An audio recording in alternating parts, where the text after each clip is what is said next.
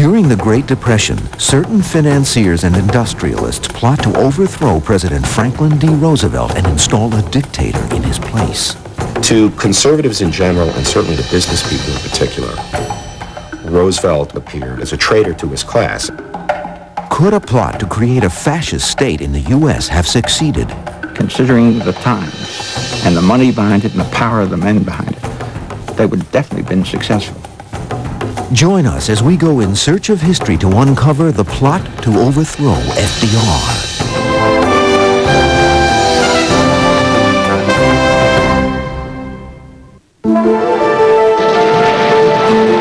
The seeds of the plot to overthrow FDR were sown in the veterans movement that began after World War I.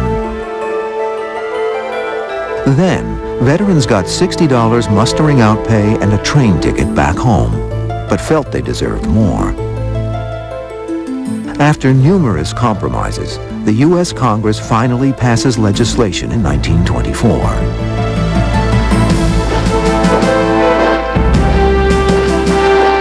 World War I veterans receive a pension in the form of bonus certificates based on the time each man served. The certificates, issued at the beginning of 1925, are redeemable with interest in 20 years when the average veteran will receive about $1,000. I think it was seen as a compromise. I think they were delighted the fact to have a bonus passed. They were obviously a lot less happy about having to wait 20 years to actually see the money.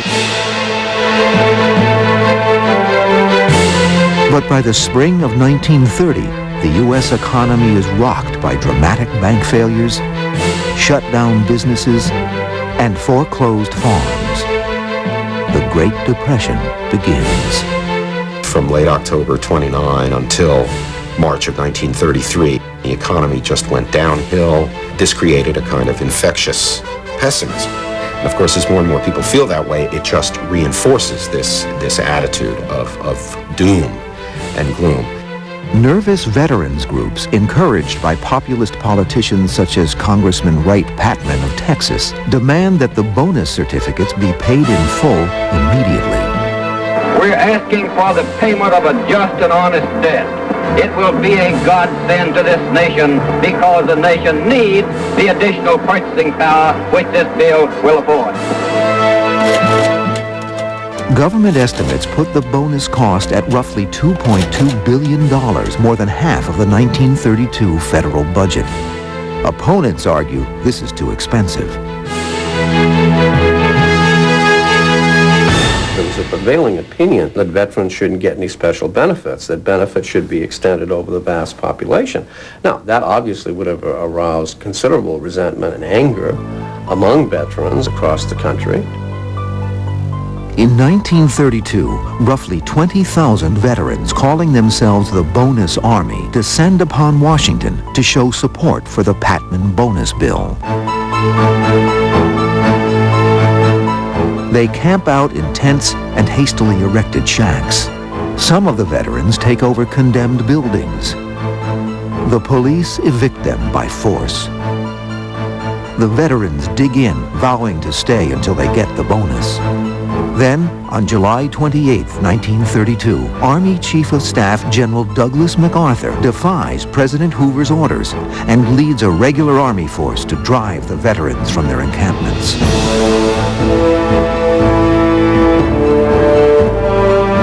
In the ensuing melee, several veterans are killed, and many, accompanied by their wives and children, are gassed and beaten. I think it could be fairly said that events got out of hand. At the time, I think they were hoping to be able to remove people fairly peaceably with a show of force. It didn't turn out that way. It was not a good day in American history.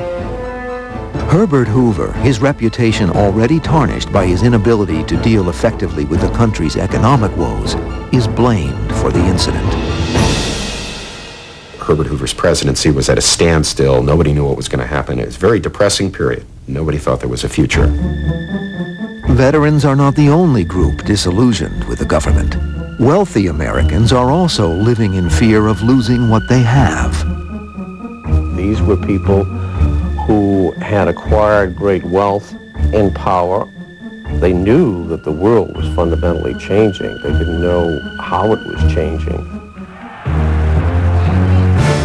But certainly the same kind of people had backed Hitler in Germany and Mussolini in Italy. Benito Mussolini rose to power in 1925 with the help of corporate interests. His private militia, known as the Black Shirts, was comprised in large part by Italian World War I veterans. His fascist regime restored Italy's industrial viability.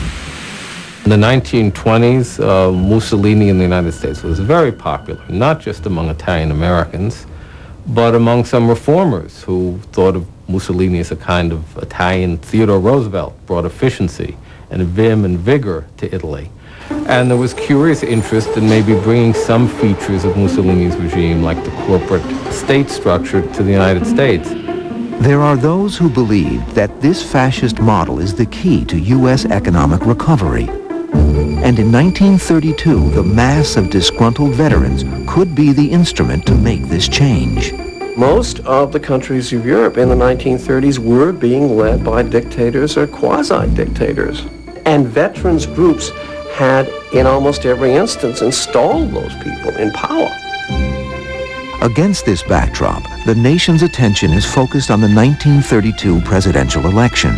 New York Governor Franklin Delano Roosevelt promises Americans a New Deal. This is more than a political campaign. It is a call to arms.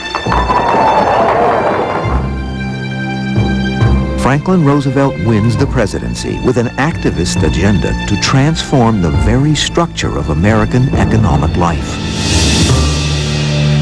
When Franklin Roosevelt came to office, he very quickly announced his intention to engage, as he called it, in bold, persistent experimentation to bring the economic crisis to an end. Those words in and of themselves probably ruffled feathers.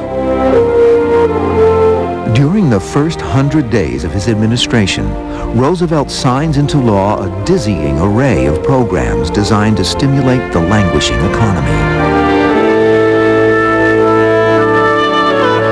Yet of all the unprecedented innovations brought by FDR, it is his decision to take the nation off the gold standard that most infuriates the Wall Street elite. I think probably there was a certain very childish element in some of these capitalists of that period of time. They just knew that man was in the White House, and he didn't seem to know what he was doing. And there were people like Mussolini and others who did seem to know what they were doing, and would surround himself with the right kind of people, them.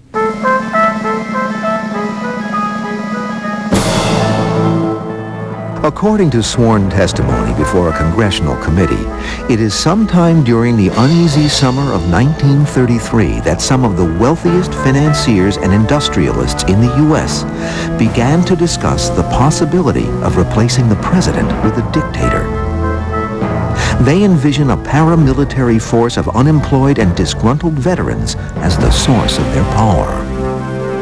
In order to put the plan into action, the plotters need to enlist a charismatic leader, a man on a white horse, to whom the veterans will pledge their loyalty and follow without question. They choose a very controversial soldier.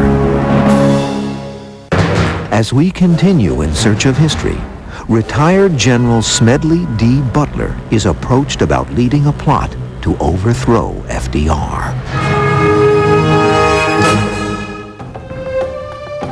As president, FDR supervised the largest fiscal entity on earth, yet his mother, Sarah Delano Roosevelt, would not entrust her son with managing the family's money because she did not think he was up to the task. In Search of History will continue here on the History Channel.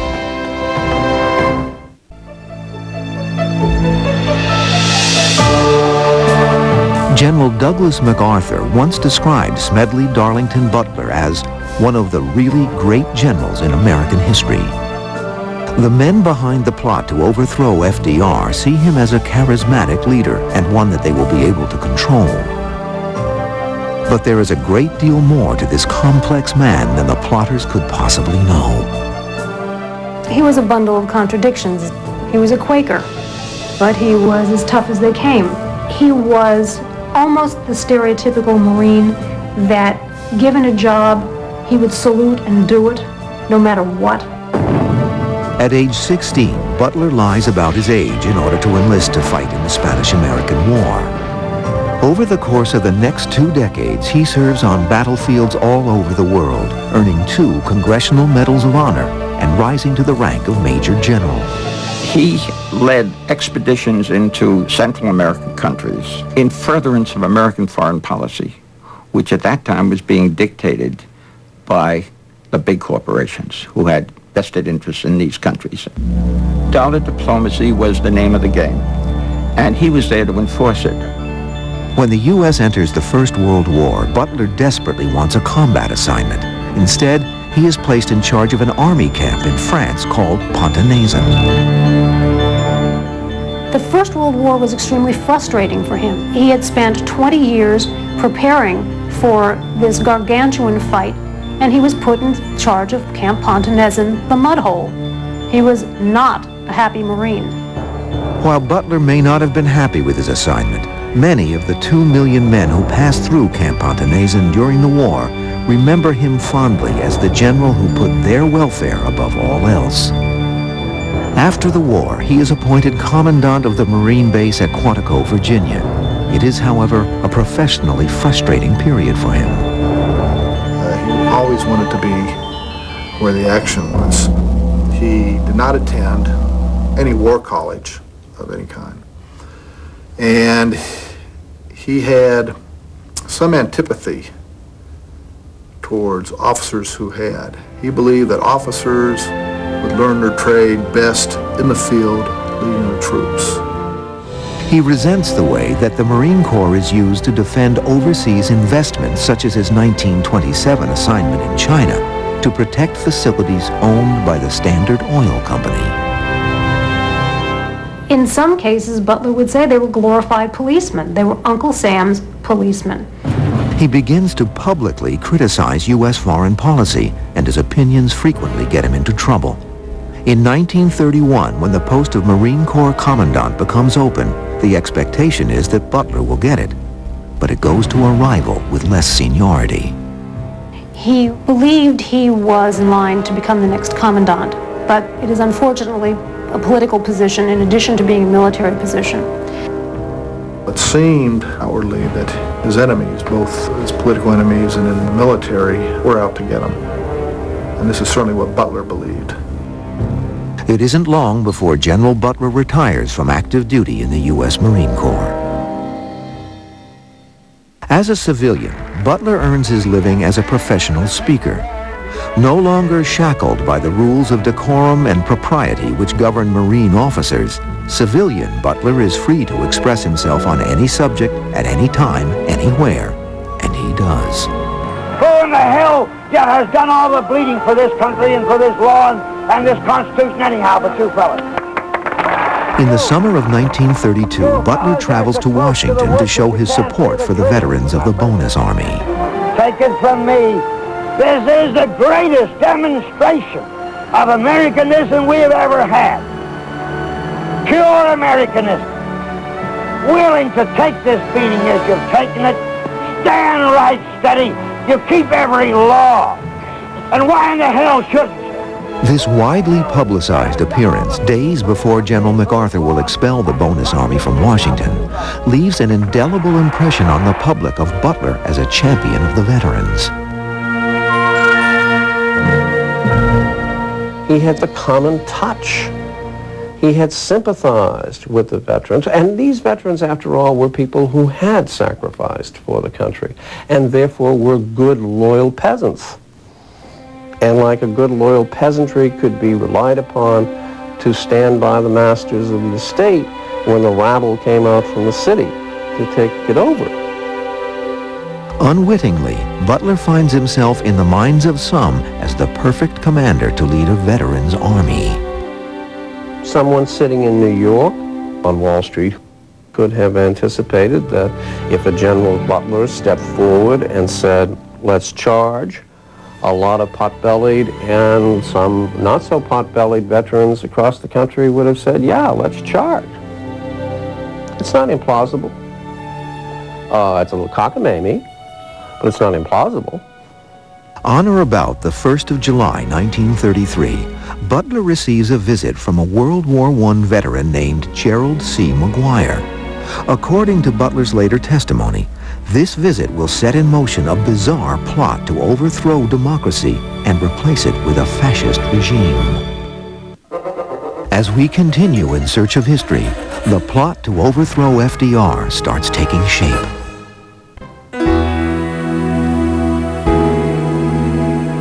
Retired General Smedley Butler, now known as a passionate supporter of the Veterans Bonus Movement, is courted by veterans for all sorts of causes.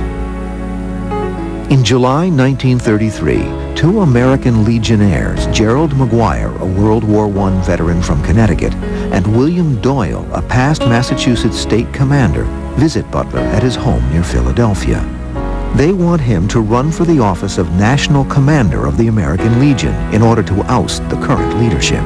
He was constantly visited by people who wanted his help, including families of veterans who needed assistance, and which he always quickly gave. And so he didn't think too much about the early visits of McGuire and Doyle. They just more of the same. The general listens politely, but despite several appeals by the two Legionnaires, he declares that he is not interested in becoming involved in American Legion politics and declines their invitation to attend the upcoming convention. Over the next 2 months, however, General Butler receives several visits from McGuire, who keeps trying to persuade him to attend the Legion convention. Butler admired persistence in a man, even though he may not have been in agreement with the principles that he was advocating. McGuire, who works as a bond salesman for a prominent Wall Street broker named Grayson M.P. Murphy, tells Butler that he is representing a group called the Committee for a Sound Dollar. The committee's primary goal is to convince President Roosevelt to reinstate the gold standard. The gold standard had a kind of sacred aspect to it, where you might think it was a relic of the true cross.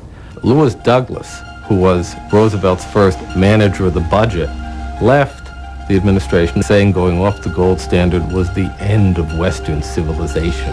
Well, we now know it certainly wasn't the end of Western civilization, but at the time, an intelligent, rational man could hold such a belief.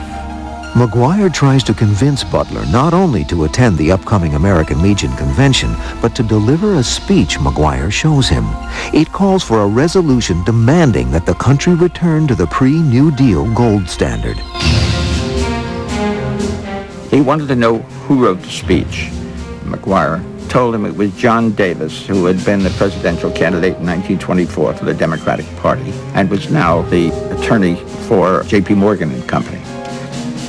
He was beginning to get very suspicious about this whole situation, and he decided to investigate it and find out what was behind this thing.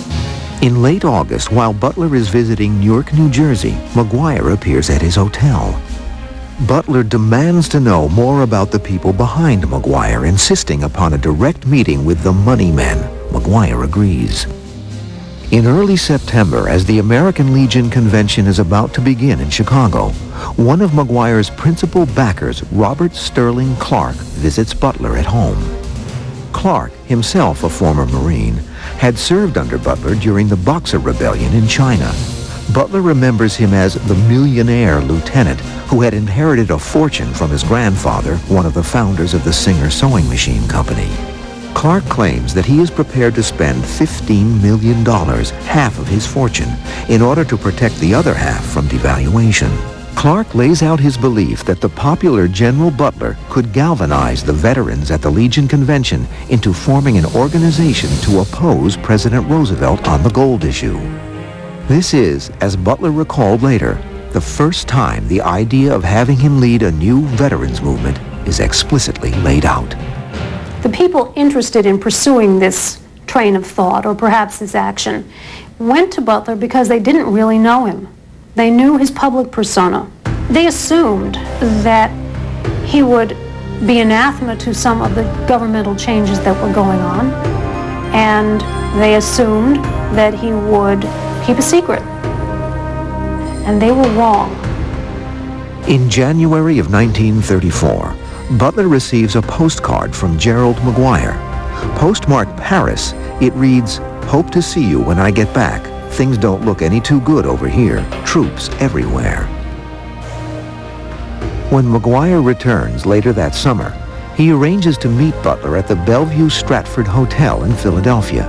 He steers the general to a table in the empty hotel restaurant and describes his contacts with European paramilitary organizations such as Italy's Black Shirts and the Stormtroopers of Germany. According to Butler, McGuire also describes a French organization he is particularly taken with called Croix de Feu, or Cross of Fire. It was a French organization of officers and non-coms, no privates, no lower grades. And it was organized by the wealthy manufacturers in France to beat strikes and prevent strikes. And that was what he thought would interest the American backers of the movement. McGuire indicates that, in his view, a similar veterans' army of 500,000 men could be created in the U.S. He then implies that the financial interests that he represents would like Butler to lead this army. We don't know very much about the people behind McGuire, except that they were people involved with J.P. Morgan, General Motors, U.S. Steel, DuPont, and these are the most respectable corporate names in America. McGuire allegedly goes on to describe a fantastic scenario in which the president is compelled to appoint General Butler as leader of this paramilitary veterans group to a new cabinet position, replacing the Secretary of State. The presidency is reduced to a ceremonial job.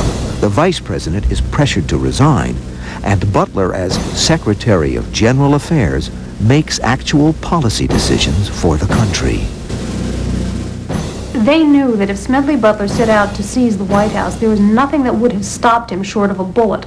But they didn't know that Smedley Butler would have stood in front of that White House defending it. Feigning interest in the outrageous scheme outlined by McGuire, Butler determines to learn who is really behind it. Butler was playing amateur detective in a way from the very beginning. The more he smelled of this thing, the ranker it got, and the more he was determined to ferret out the facts. McGuire doesn't provide the general with names, but he does tell Butler that sometime in the next few weeks, a new high-profile organization will be announced in the press. The purpose of this organization will be to maintain and protect the Constitution. In McGuire's words, there will be big fellows in it, including prominent Democrats. Shortly after this meeting, articles about a new organization do appear. It's called the American Liberty League and founded to protect the Constitution. It soon becomes apparent, however, that protecting the Constitution means protecting the U.S. from the policies of Franklin Delano Roosevelt. As we continue in search of history, the plot to overthrow FDR becomes the focus of a congressional investigation.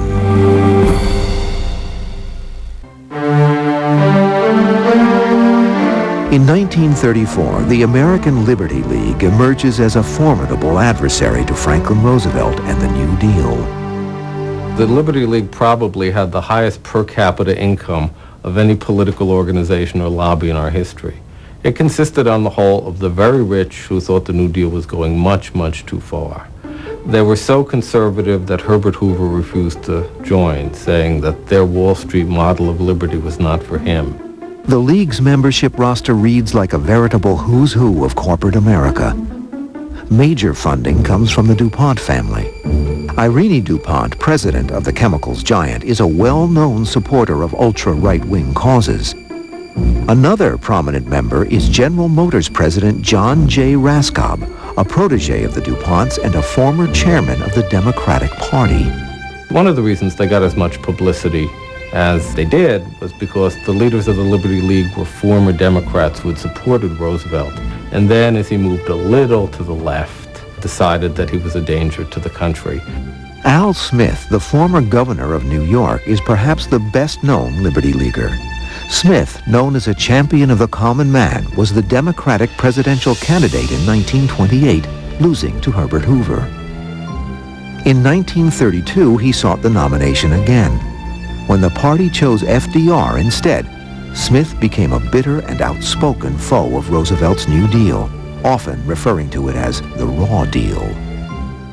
He was turned completely against Roosevelt. It was rather shocking to people who had believed in Al Smith as a good Democrat. Another prominent Democrat in the Liberty League is John W. Davis, who ran for president unsuccessfully in 1924. Davis allegedly wrote the gold standard speech that General Butler was asked to deliver at the American Legion Convention. Grayson Murphy was part of it. Clark was a part of it. All of these names figured in the American Liberty League, and that had to be the organization that McGuire had predicted would appear, and it did. Butler now believes that the forces behind this plot are formidable and that they certainly have the resources at their command to succeed. In order to fight back, Butler needs help. He felt that because of his reputation as a battler in the Marines, that his own credibility might be questioned. So he felt that he needed this validation from another reputable source, and that's why he turned to the Philadelphia Record to support him. He enlists Philadelphia Record reporter Paul Comley French to conduct a discreet investigation.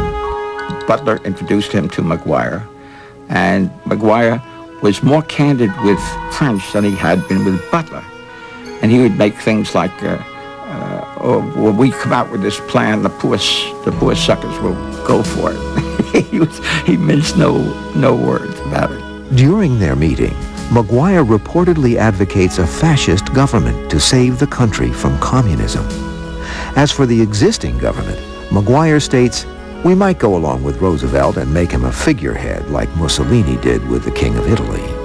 McGuire also supposedly tells French that funding for the plan will be provided by the J.P. Morgan banking empire. One of the Liberty League members, John W. Davis, is a senior attorney for the Morgan Bank. There were too many aspects of the plot which fit together, dovetailed. It was a genuine plot, but you'll never see any records of these Liberty League meetings, obviously, which could confirm that. By the fall of 1934, rumors about a Wall Street-financed anti-Roosevelt plot begin to circulate in Washington. Before long, they come to the attention of Congressman Samuel Dickstein, a liberal Democrat from New York. Dickstein, already concerned about pro-Nazi, pro-fascist activities in the U.S., gets congressional approval for an investigative committee he will co-chair. Investigators for the committee follow up on various leads regarding veterans organizations. The trail leads them to Smedley Butler. Butler decides that it's time for him to go public. He calls a press conference, as seen in this historic footage. The plan as outlined to me was to form an organization of veterans, to use as a bluff or as a club at least, to intimidate the government and break down our democratic institutions. The upshot of the whole thing was that I was supposed to lead an organization of 500,000 men, which would be able to take over the functions of government. In November of 1934, the new Committee to Investigate Nazi Propaganda and Un-American Activities convenes in New York City in a session attended only by key members. Representative Dickstein's co-chair is Massachusetts Congressman John McCormick, future Speaker of the House. There's no question that Dickstein thought there was a real possibility of the far right coming to power in the United States, particularly an anti-Semitic far right. McCormick was a little more skeptical, but I think there was a real sense of that committee that exposure will stop these subversive movements. Once Americans know they're there, once Americans understand the danger. Butler, in his testimony, says McGuire bragged about his connections with the banking house of J.P. Morgan and Company. I said, "Don't you know that this will cost money? What are you talking about?" He says, "Yes, we've got $3 million to start with on the line. And we can get $300 million if we need it." Butler also claims that McGuire said some of the backers wanted Douglas MacArthur to lead the Veterans Army. MacArthur was not chosen because he was persona non grata with all veterans in chasing the bonus army out of Washington. Paul Comley French is the next witness called. In testimony that backs up Butler, French describes what McGuire told him about the conspiracy. He continually discussed the need of a man on a white horse, as he called it, a dictator who would come galloping in on his white horse.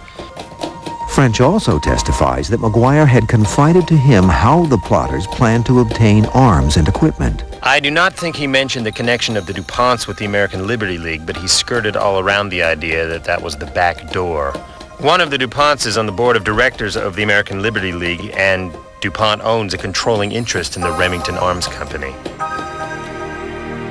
Later that day, Gerald McGuire is called to testify. McGuire acknowledges that he had met with General Butler on several occasions, but when questioned, he denies ever having conversations with Butler regarding European veterans organizations. Did you tell him at that time that you went abroad and looked into the setups of the governments there and the parts that the veterans played in Italy? No, sir. Under the fascist government? No, sir. Did you say that they were the real backbone or background of Mussolini, but that the system would not apply in America? No, sir. The veterans were never mentioned when I met with General Butler. In his testimony, McGuire provides an altogether different portrayal of his relationship with General Butler. I always thought this fellow Butler was a friend of mine. He asked me any number of times about different outfits in the country that wanted him to talk to them. And I always said to him, General, you're crazy to get mixed up in these kind of things. But vexing questions are raised about McGuire's activities in Europe on behalf of his benefactor, Robert S. Clark.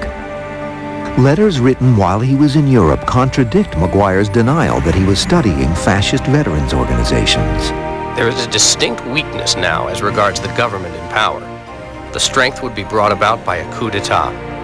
I had a very interesting talk last evening with a man who is quite well up on affairs here, and he seems to be of the opinion that the Croix de Faux will be very patriotic during this crisis. Despite this evidence, McGuire continues to dispute General Butler's allegations of a plot to overthrow FDR. It's a joke, a publicity stunt. I know nothing about it. The matter is made up out of whole cloth. I deny the story completely. Robert S. Clark, who had paid for McGuire's European trip, lives in France, and the committee has no power to subpoena him. He is never asked to testify. When the committee calls no further witnesses, gossip sweeps Washington that the White House wants the matter to be swept under the rug. Roosevelt was a master of retreat as well as attack. I just don't think in his political calculations it made any sense for him to pursue this. He might need some of these people, still. The initial reports of Smedley Butler's allegations are followed by an avalanche of denials in the press. The American Liberty League questions the sanity of General Smedley Butler. There were the accusations that he was mentally unstable at the time. I don't believe this for 1 minute. And if he were mentally unstable, was Paul Comley French mentally unstable too? This is just a question of sour grapes and of attempting to discredit Butler. The committee, though, believes General Butler and says so in its final report. Your committee was able to verify all the pertinent statements made by General Butler. There is no question but that these attempts were discussed, were planned, and might have been placed in execution when and if the financial backers deemed it expedient. In the aftermath of the congressional hearings, however, there is no attempt to pursue legal action against any of the prominent individuals implicated by Butler and French. As we continue in search of history, allegations of a cover-up trigger General Smedley Butler to fight back.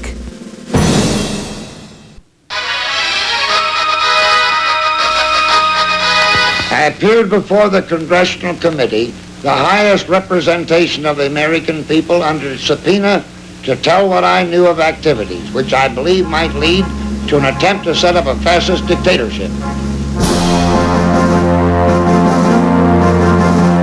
General Smedley Butler believed he acted as a latter-day Paul Revere in raising the alarm about a conspiracy to overthrow the Roosevelt administration.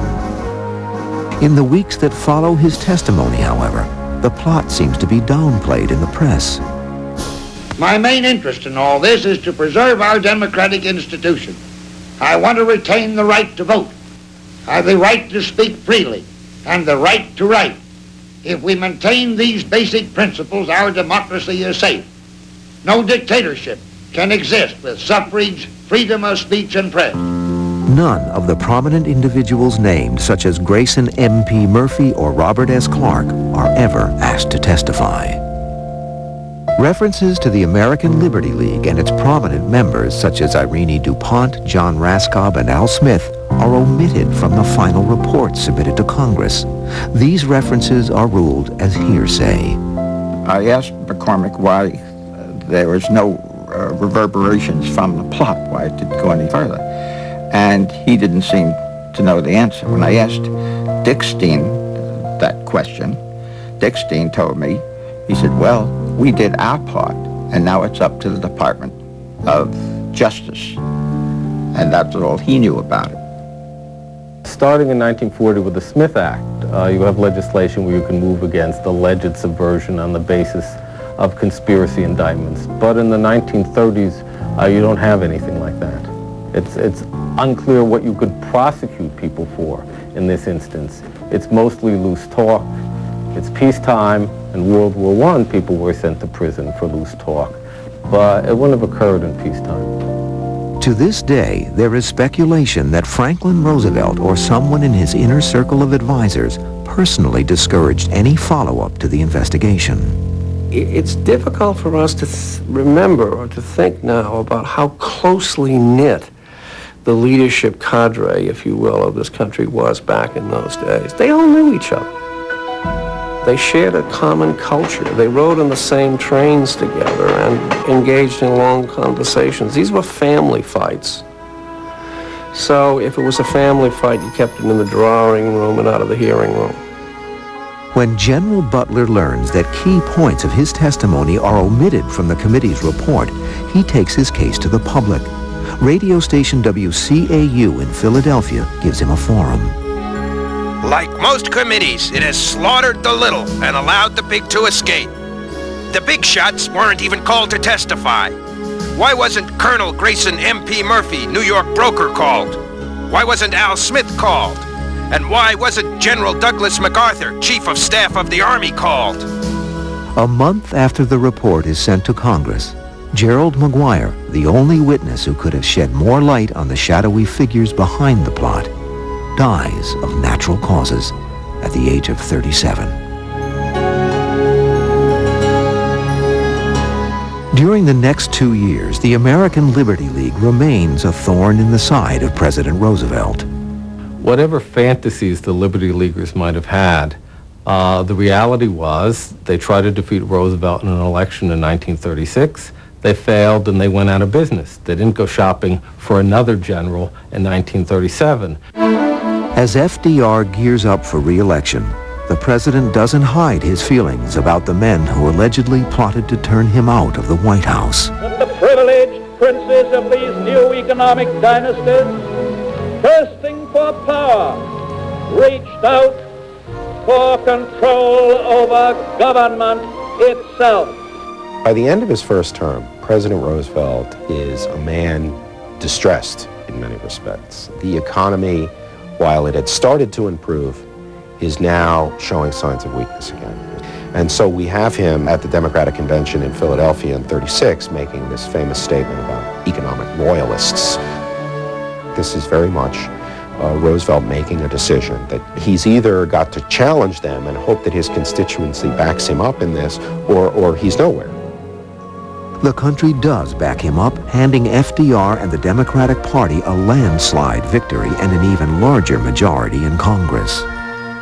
Smedley Butler, ironically, becomes one of Roosevelt's loudest critics. The great mass of open-minded Americans who are not blindly bound by party allegiances and whose votes really decide elections, again, have come to the conclusion that the Democratic Party cannot run this country. The issue, however, is not the president's economic policies. Butler challenges the president on whether Americans should fight on foreign soil. As World War II approached, he felt that the only thing that the Americans should do was keep their soldiers and the Navy at home and fight and destroy anybody who attempted to invade or attack the United States. But he didn't see sending Americans to die on foreign soil anymore. He'd seen too much of it. And that clouded his vision as to what World War II was really about. My personal opinion, had Smedley Butler lived into the World War II years, is that within 5 minutes of hearing about the attack on Pearl Harbor, he would have fired off a letter to the Commandant of the Marine Corps wanting to come back on active duty. He was first and foremost a Marine. But Smedley Butler was never to wear his uniform again. He dies of pancreatic cancer on June 21st, 1940. Whether there was an actual plot to overthrow Franklin Delano Roosevelt, or whether it was the musings of some disgruntled men, remains controversial. There have been rumors of plots to overthrow the government since 1933. During the last days of the Watergate scandal, rumors spread that Nixon was going to order out the troops and not resign. That was nonsense. It has about as much reality to it as the notion that Butler was going to seize the White House. But the 60s, like the 30s, was an apocalyptic time when those rumors spread. One could speculate that if this fantastic plot to overthrow FDR had succeeded in 1934, the U.S. might well have allied itself with the fascist powers of Europe, and the outcome of World War II would have been decidedly different. A chilling thought as we continue to go in search of history.